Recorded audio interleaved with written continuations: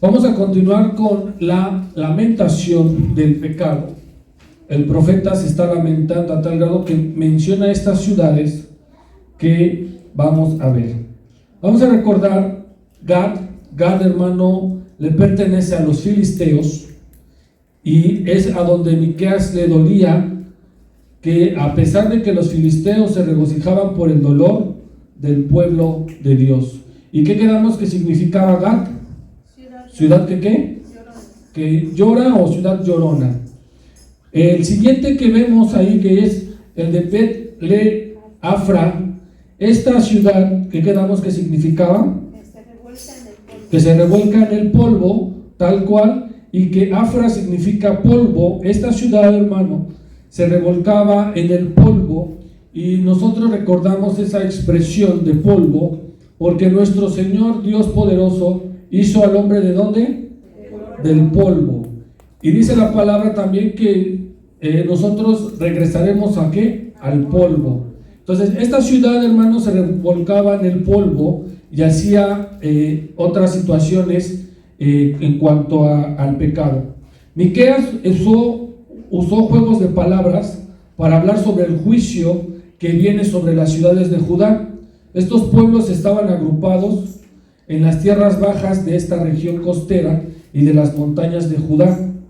Aunque Miqueas, hermano, utilizó este juego de palabras, no es un trabalenguas ni es un juego de palabras ingeniosos, sino que simplemente Miqueas nos está dando a esconder lo que realmente estaba pasando con la ciudad, y estaba dándonos algo profético. Recuerde usted, hermano, que dentro de las palabras que usted pueda encontrar, muchas veces está profecía. ¿Qué hay? Profecía. Y estaba hablando acerca del carácter y el destino que le iba a suceder a esa ciudad, hermano. Miqueas mostró cómo nuestro carácter se viene sobre el futuro. En esta ciudad, hermano, les estaba diciendo que se iban a revolcar ¿en qué? En el polvo. Miqueas, hermano, también habla ahí acerca de otra ciudad que la mencionamos el viernes pasado, que se llama Zafir. ¿Y qué quedamos que significa Zafir? ¿Qué quedamos? Que es una ciudad que hermosa, bella o llamativa. Entonces, Zafir, ¿qué es? Hermoso. Y quedamos que al pecado, hermano, a veces te hace ver hermoso, te hace ver a alguien importante. El nombre de este pueblo, hermano, sonaba como la palabra hermosa. No solo era hermoso por mucho tiempo, sino que Miqueas advirtió a los ciudadanos de Zafir que se prepararan para el juicio. Todas estas ciudades que estamos viendo, les está predicando y les está hablando conforme a lo que es. En Zafir creían que eran hermosos. Recuerde que el pecado, hermano, es el que te engaña, es el que te envuelve y te lo pinta ¿de qué manera? Hermoso, bonito. ¿Para qué? Para que tú caigas. ¿Qué sucedió con Adán y Eva? ¿Cómo Satanás le pintó el pecado a Eva? ¿Cómo se lo pintó? ¿Feo? La engañó a tal grado de que le dijo un juego de palabras. ¿Cuáles fueron su juego de palabras? Que no serán como ¿qué? Como dioses. Y hasta la fecha, hermano, esas palabras se utilizan hasta en filosofía y lo quieren estudiar y profundizar, de que nosotros somos como ¿qué? Como dioses. El pecado es hermoso a la vista de las personas, hermano, que no saben y que no tienen revelación. Pero aquí Miqueas les está hablando a estas ciudades. La siguiente ciudad, Zanán, el cual el nombre de este pueblo sonaba y significa salida o salir. ¿Qué significa? Salida o salir. Cuando llegaban los ejércitos de los enemigos del pueblo judío, no saldrían para nada y serían encerrados en las ciudades hasta que ¿qué? Cayeran. Muchos de los enemigos de Israel hicieron esto, que en la historia usted lo conoce. Cuando alguien dice y sitiaron a tal ciudad, ¿qué nos da a entender? ¿Qué es sitiar? Que nadie puede ¿qué? Entrar y salir. Nadie puede entrar y salir. Entonces el pecado te lleva a un momento en el que tú ya no puedes ni entrar ni salir. Y lo que nosotros entendemos en el léxico mexicano, ya no hay para echarte para atrás.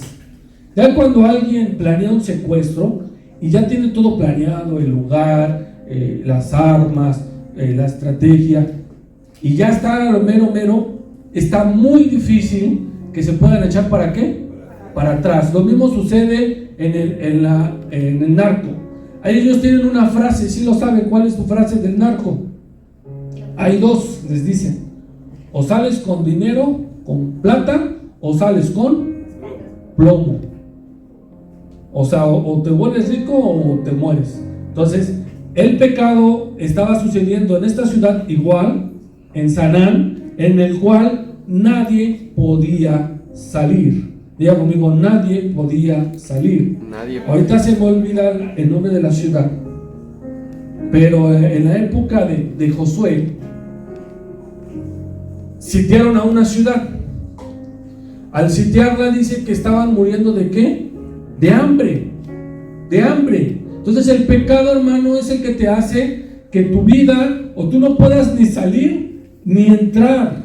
Ya no hay dónde hacerse, hermano. Es por eso que el profeta está predicando y está diciendo, y mire todos estos significados de estas ciudades. Bet Selel, el nombre de este pueblo significa ciudad cercana. Cuando venga el ejército del juicio, no estará cerca ni ayudará a ninguna otra ciudad. Y tenemos la otra ciudad que vimos, que es Marot. Marot, ¿qué quedamos que significa Marot? Otra situación del pecado. Se parece cuando los israelitas cruzaron y subieron unas aguas.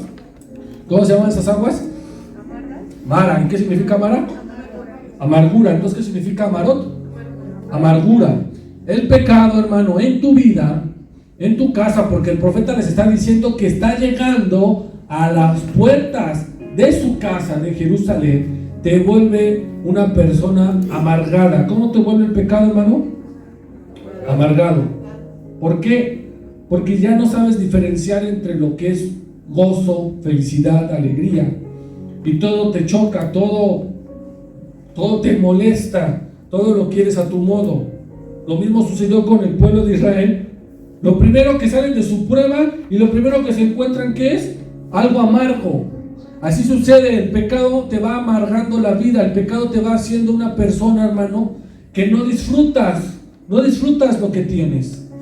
Este nombre significa amargura, y cuando llegue el ejército del juicio, los ciudadanos de Marot conocerán mucha amargura.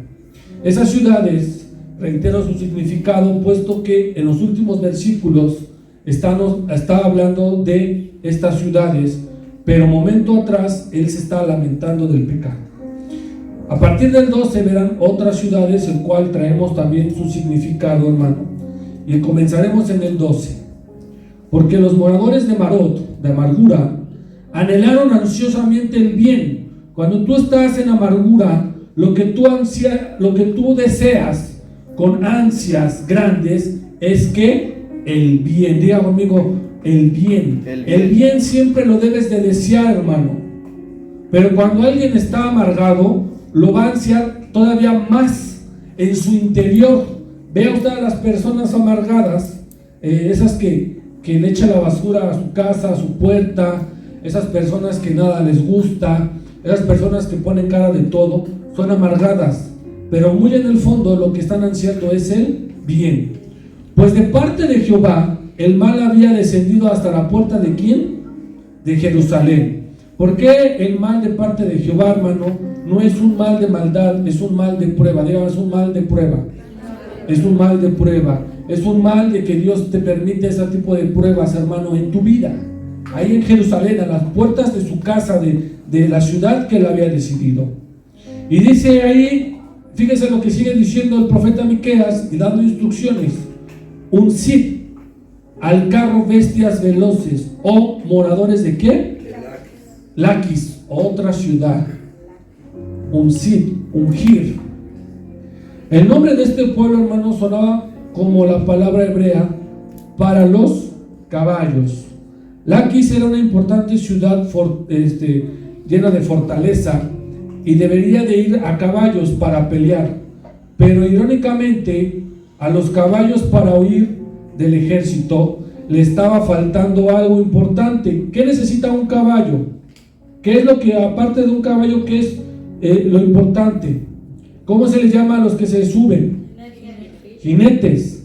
Esos, hermano, son los que no estaban al pendiente, porque Laquis, hermano, Laquis significa eso, ciudad de caballos. Pero lo que no había en esa ciudad de caballos eran jinetes, no eran personas que no había para montar los caballos. Mire qué importancia. Si usted va a la guerra, ¿qué es el pecado? Porque la palabra de Dios dice: vestir de toda la armadura de Dios para que podáis estar firmes contra las acechanzas ¿de quién? Del diablo. Entonces, si tú te vas a vestir de una armadura y tienes tu armadura, necesitas transportarte. ¿Qué necesitamos? Transportarnos. El Señor Jesucristo, cuando descienda del cielo, ¿cómo va a venir? ¿En micro? ¿En el metro? Lo vamos a ver en el metro. ¿Cómo va a descender? O sea que allá arriba hay caballos. Allá arriba Él tiene unos, allá, y Él es el jinete. ¿Él es el qué? El jinete. Él va a venir montado en su caballo blanco, porque aquí en la tierra se montó ¿en qué? En un pollino. Entonces esta ciudad les está diciendo: ungir al caballo, al carro de las bestias veloces, oh moradoras de Laquis. Allí comenzó el pecado de la hija de Sión, porque vosotros se hallaron las rebeliones ¿de quién? De Israel. En Laquis, hermano, esta ciudad de caballos, había grandes establos para los caballos. Era una ciudad situada al sureste de Jerusalén, cerca del país de los filisteos. Y en ese lugar la idolatría se introdujo por primera vez en el reino del sur o de Judá, aparentemente por Laquis. Era el vínculo de la idolatría entre los reinos de Israel y Judá. Y la frase de uncid al caballo veloces es una referencia a esos caballos que sabemos que en primer lugar estaban caballos en adoración en Grecia. Todo esto, recuerde usted que venía con influencia. En Grecia, usted lo sabe, que adoran a los ¿qué? A los caballos, a tal grado, este dios, ¿cómo se llama? Apolo. Pero también hay unas aberraciones, usted lo sabe, entre caballos y humanos. ¿Cómo se llaman? Centauros. Estos, hermano, estaban adorando a caballos. Estaban ahí en adoración al sol, que es Apolo, y Dios estaba condenando a Laquis, porque esta ciudad introdujo la idolatría en Judá, en el reino del sur. Y dice ahí el versículo 3: uncid al caballo bestias veloces, oh moradores de Laquis, que fuisteis principio de pecado a la hija de Sión, porque en vosotros se hallaron las rebeliones ¿de quién? Le acabo de contar una pequeña historia. Ellos introdujeron adoración e idolatría a los caballos. Son animales muy bonitos, elegantes, finos, ¿va? Unos finos. Pero en Laquis, por eso es que no había jinetes, porque no había quien estuviera en adoración o idolatría.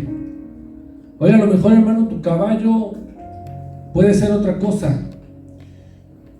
Lo que Dios dice ahí en el versículo es: fuisteis principios de pecado. Hermano, tú y yo no debemos de ser principios de pecado ante nada, ni por nada, ni de nada. Porque dice ahí: se hallaron rebeliones. Dios no te tiene que encontrar ninguna rebelión, ninguna rebeldía. Y en Laquis estaban adorando más a los caballos. Había otra ciudad en Grecia, de esta película famosa, ¿cómo se llama? Troya. Los troyanos también adoraban ¿a quiénes? A los caballos. Por eso es que les regalan ¿un qué? Un caballo. Por eso caen delante de esta adoración al caballo, porque era un símbolo para ellos y lo tenían en sus armaduras, en sus cascos, en la forma de la colita del caballo. Entonces, los caballos, hermano, no necesariamente tienen que ser estos animales. Es la idolatría que tú traes. Yo te puedo preguntar en el versículo 13, ¿qué caballo estás trayendo a tu casa? ¿Con qué caballo te están engañando? Como a los troyanos. Los dejaron afuera y como estos monos creían en Apolo, ¿qué hicieron? Lo introdujeron a su casa. Si no hubieran introducido porque creían en los caballos, nada les hubiera pasado. Pero bueno, a los griegos nos vale gorro. Lo que nos importa son ustedes, somos nosotros, soy yo. ¿Qué estamos trayendo a nuestra casa como los troyanos? ¿Qué estamos permitiendo que entre? ¿Qué caballo estamos permitiendo? Porque dice ahí que principio de pecado. Diga conmigo, yo no voy a meter ningún caballo. Así no haya jinetes para montarlos, yo no voy a meter nada que esté en contra del Dios Altísimo. Y Laquis estaba haciendo esta ciudad con estos caballos. Vamos a la siguiente ciudad. Y dice el versículo 14: por tanto vosotros daréis dones, ¿a quién? Gad. Esa ciudad ya la vimos. ¿De quién es?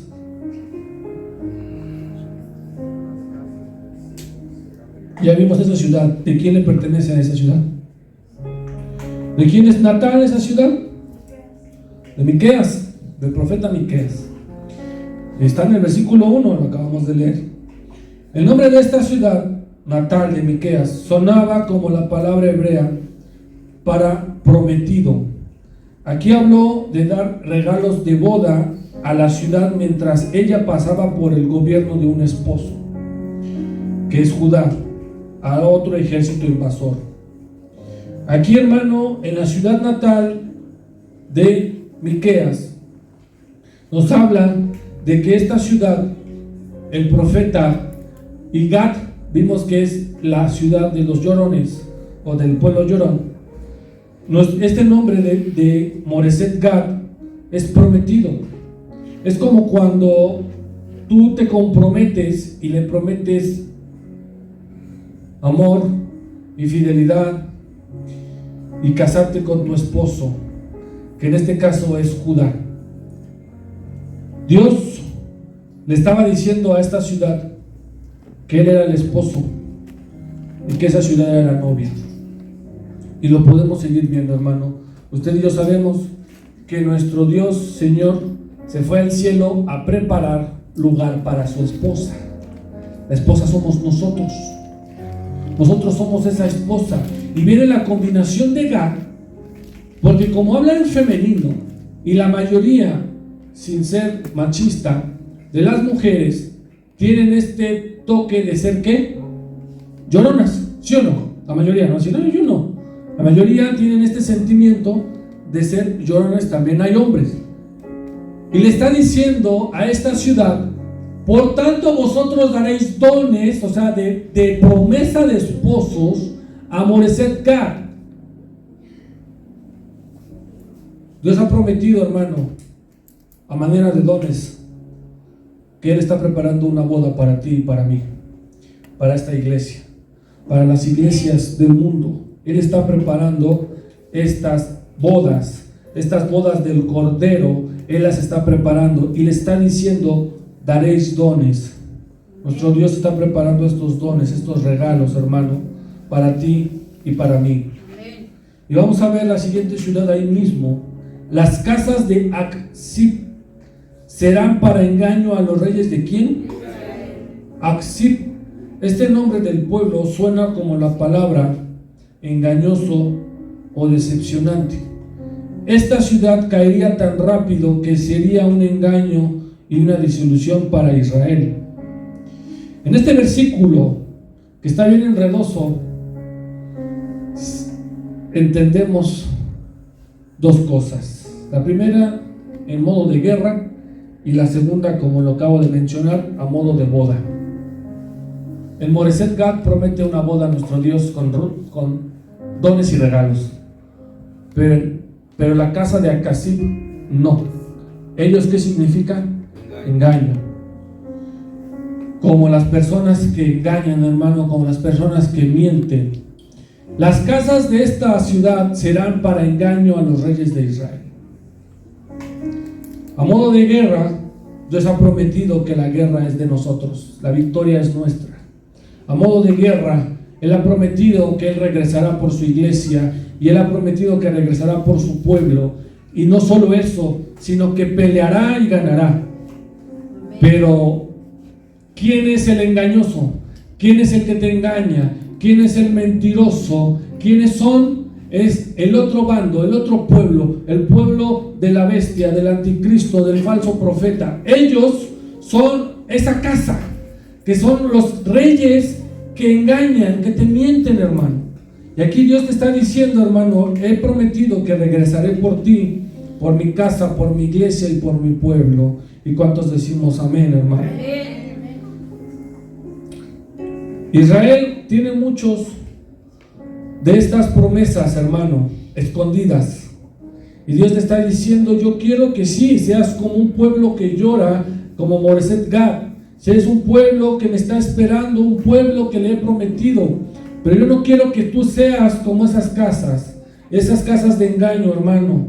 Yo hoy te vengo a decir, si tú estás en este pueblo de Aksik, te salgas. Bien conmigo, me salgo.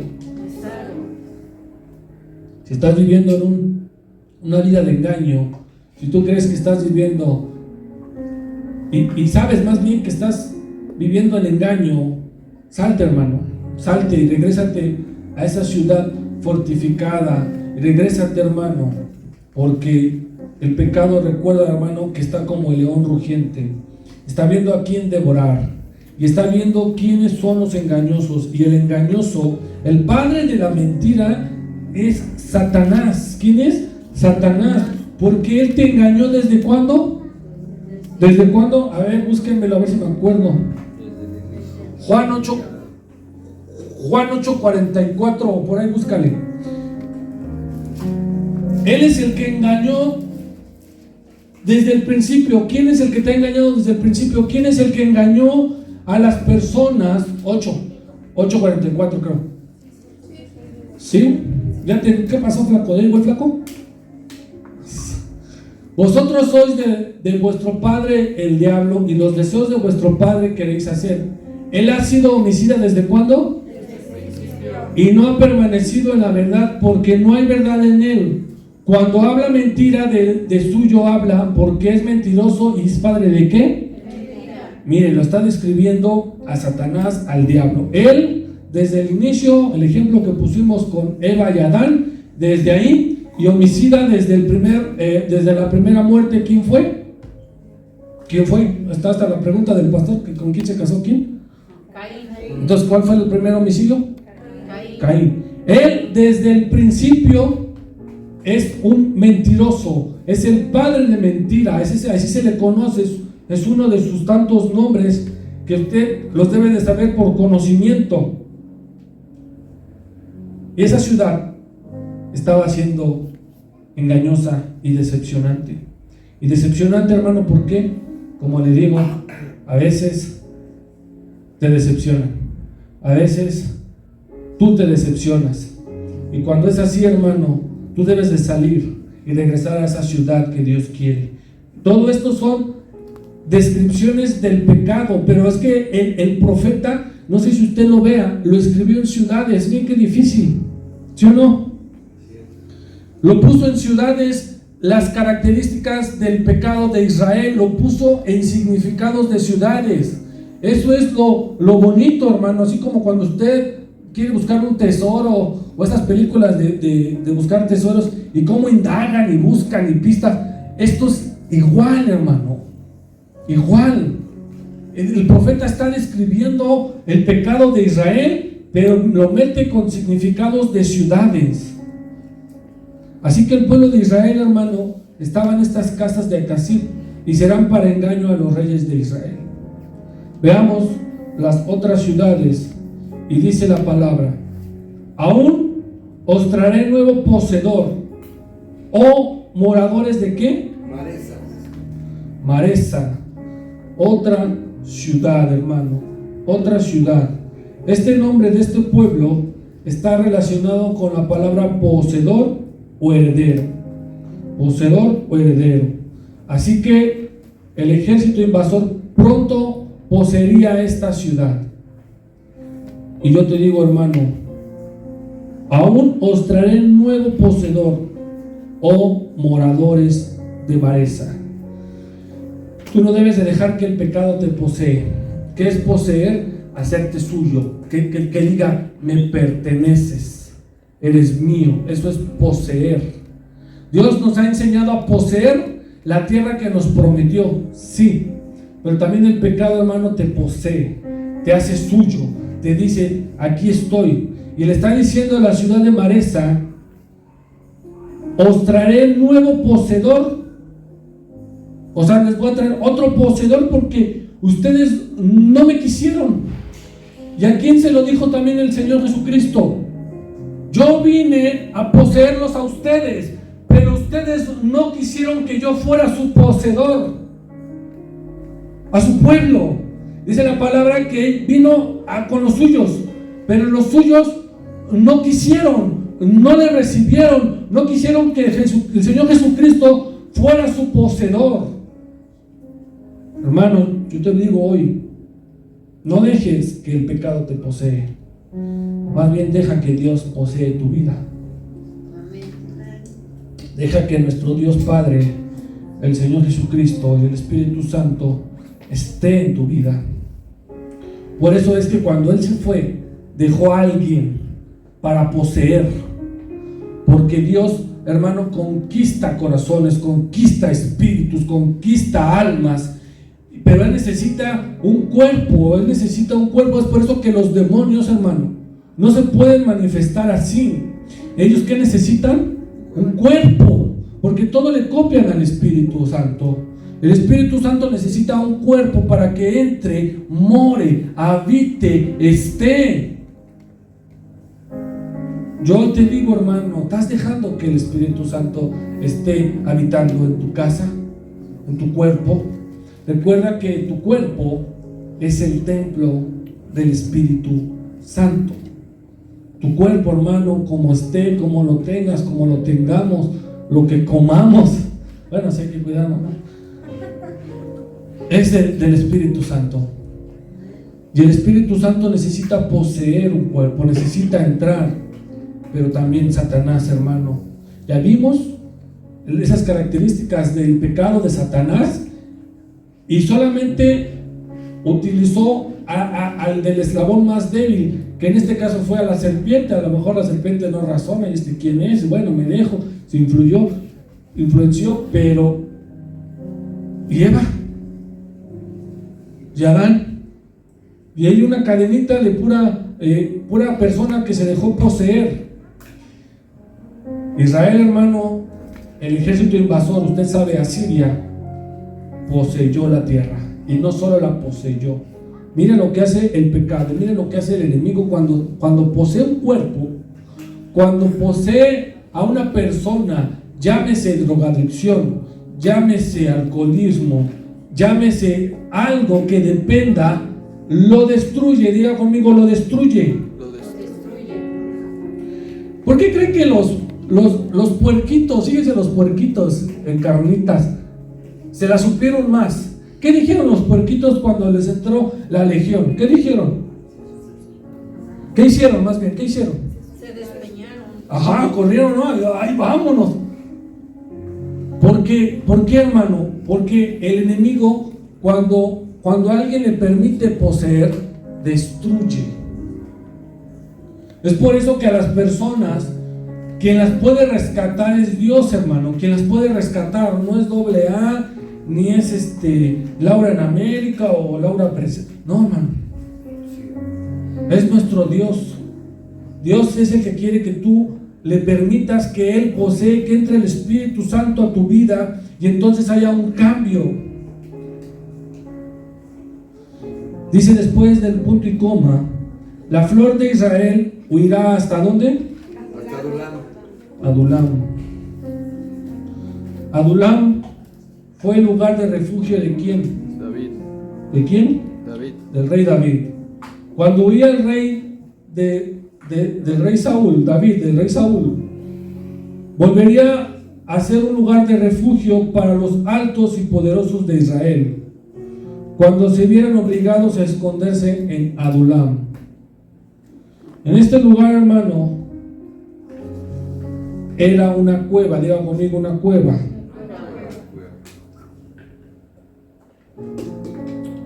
La cueva a tu vida puede significar dos cosas, diga conmigo, dos cosas. A veces la cueva puede ser tu prueba, o puede ser para que te vayas a refugiar y a deprimirte. Pero también una cueva puede ser un lugar de refugio, un lugar en el que tú pienses, un lugar en el que tú estés en paz. Mucha gente piensa, ¿no? Ya sabe que bajo el pensamiento de las personas, y más si son adultas, pues no podemos nosotros inferir, pero a veces piensan las personas que lugares bonitos, con paisajes bonitos, son lugares de descanso y de reflexión. Pero habrá gente que sea lo opuesto, se conforme con un lugar oscuro, un lugar cerrado, un lugar en el cual solamente pueda estar él y reflexionar. El rey David se fue a esconder ¿a dónde? A una cueva. Usted conoce a un profeta que también se fue. Él a lo mejor se fue a deprimir. Sí, ¿por qué? Porque duró mucho tiempo ahí, y no solo eso, lo tuvieron que sacar. Ahí está la diferencia. Entonces, este lugar, Adulam, es una cueva, y usted lo recuerda perfectamente, en la cual se ocultó David. Allí hay árboles y palmeras y una zona muy fértil, cascadas, y están manantiales y oasis, un lugar muy hermoso que quiso ir el rey David. Pero en ese lugar, reitero, sea el del rey David y la cueva que fue el profeta Elías, tú debes de hacer algo, hermano. Debes de descender la gloria de Dios. ¿Qué debes de hacer? Descender la gloria de Dios. La flor de Israel irá hasta Adulam. La gloria de Dios, hermano, tú la debes de descender a tu vida, en donde quiera que estés. El único que puede descender con la gloria de Dios es el Señor Jesucristo. Él es el único que ahorita porta la gloria de Dios, el único que porta, hermano, y les dio una probadita a sus discípulos en el monte de la transfiguración. ¿Qué les mostró? ¿Cómo quedaron? Y dijeron, ay, ¿cómo puede ser posible? ¿Qué les mostró? Una probadita de la gloria de Dios. Tú debes de descender la gloria de Dios, hermano. Y si es en Adulam, adelante. Adulam, hermano, significa eso. Es un lugar, hermano, en el que tú debes de descender la gloria de Dios. ¿Qué debes de descender? La gloria de Dios.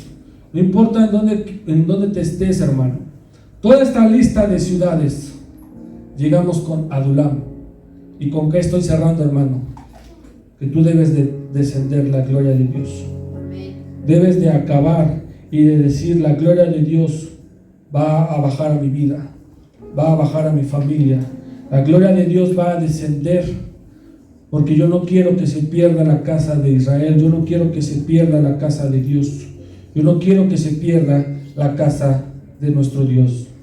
Vamos a un pasaje, Salmos 89:50. Salmos 89:50. También Adulam nos va a indicar una cosa. Bajo las circunstancias en las que tú te encuentres, ya sea porque tú estés dentro del mismo pecado, hermano, en alguna ciudad que te mostré, o en alguna prueba, siempre debes de hacer a que descienda la gloria de Dios. ¿Qué debes de hacer? Que descienda la gloria de Dios.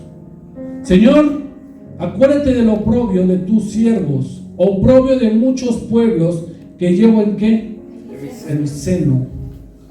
Te debes de lamentar por el pecado.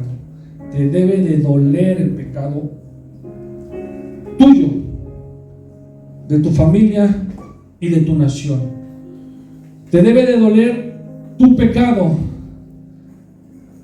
de tu familia, los siervos y el de tu nación. Cuando tú estés, hermano, en Adulam y estés en esta situación en el cual tú creas que vas a pedirle a Dios algo, haz a que descienda la gloria de Dios. Tú necesitas descender la gloria de Dios.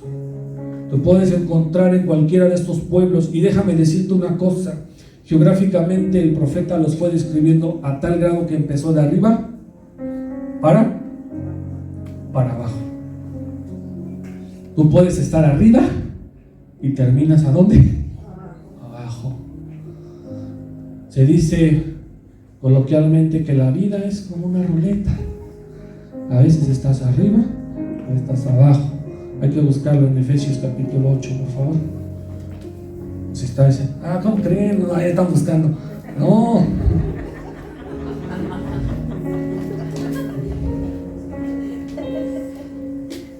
El profeta les dijo,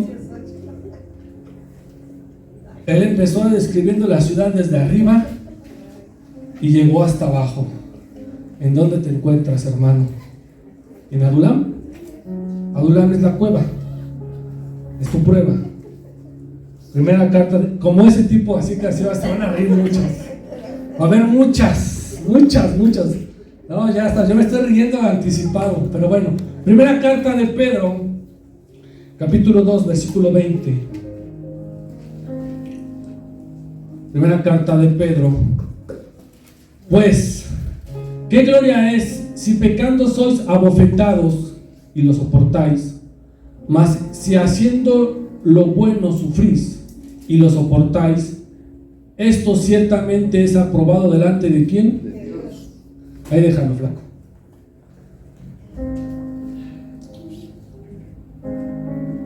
A veces estamos abajo y yo te pregunto, ¿qué gloria recibe Dios? Si pecando, el pecado te abofetea, diga conmigo, el pecado me abofetea.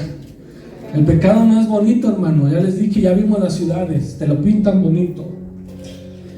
Es hermoso como zafir. Si pecando sois abofetados, ¿y cómo eso sí que? Lo soportan y lo soportáis. O sea, nadie puede ser tentado más de lo que podamos resistir, pero el pecado te abofetea, te hace caer a lo más bajo. Más si haciendo lo bueno, ¿qué? Sufrís. A veces uno dice, entonces, ¿para qué Dios? Si haciendo lo malo me rompen el hocico, y si haciendo lo bueno sufro, y lo soportáis, esto ciertamente es aprobado delante de ¿quién? De Dios. Tú tienes que descender la gloria de Dios. Y no solo tienes que descender la gloria, hermano, debes de darle la gloria a Dios. En todo. El apóstol Pablo le daba la gloria a Dios, hermano. ¿Cuántos sin que alcen la mano, sin que diga yo? Pero a lo mejor muchos hemos comido algo muy sencillo: frijoles, arroz, tortillas. ¿A quién le debemos dar la gloria a Dios? El apóstol dijo: por todo y en todo he sido probado, como cuando he tenido, como cuando no he tenido, pero en todo le he dado la gloria a Dios. Y es ahí en donde queremos hacer este versículo nuestro. No, primero tienes que soportar la prueba, primero tienes que soportar el pecado, primero tienes que soportar, para que así estemos aprobados delante de Dios. Y entonces sí, todo lo podemos, todo, cuando tú lo soportas, porque soportas lo bueno, soportas lo malo, soportas cuando tienes, soportas cuando no tienes. Tienes que hacerlo y decirlo: todo lo puedo arriba, lo puedo abajo, lo puedo desde arriba, en la ciudad que Miqueas dijo, como lo puedo en Adulam.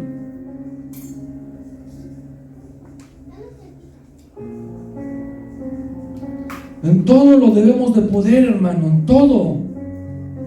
Por eso somos hijos de Dios. Dice el 16, ráete y tranquilízate, perdón, trasquílate por los hijos de tus delicias, hazte cargo como águila, porque en cautiverio ¿en qué?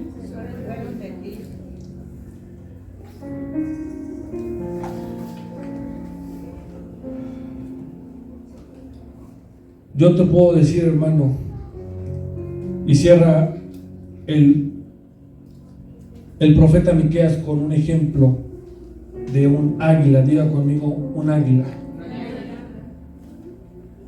Trasquílate por los hijos de tus delicias, hazte cargo como águila. ¿Por qué calvo? ¿Por qué calvo como águila, hermano? El profeta, al terminar, cierra con una imagen, con una figura. Hazte calvo como águila, porque en cautiverio se fueron de ti. No basta con todas las pruebas que nos marcó en estas ciudades y en sus significados, sino que cierra con hazte calvo como águila.